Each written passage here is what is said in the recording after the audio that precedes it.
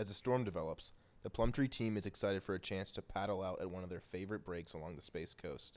But in order to capitalize on the swell, the team will need to replace some recently splintered boards. Mike Storms tells us tonight there's big bucks in skateboarding. Here's his report.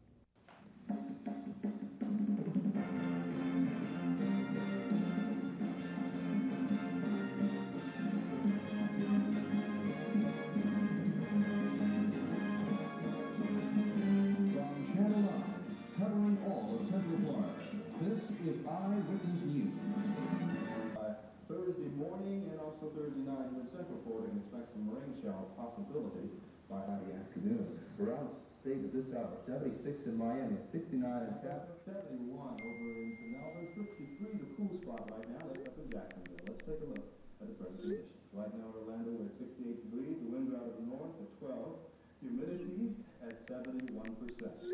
As to taking a look at Daytona's conditions, they're at 72 degrees. Winds out of the north, northeast at 19. You can see now that we do have some gusty winds. 26 miles per hour over on the beach. Humidity 59%. Radar scanning Central Florida.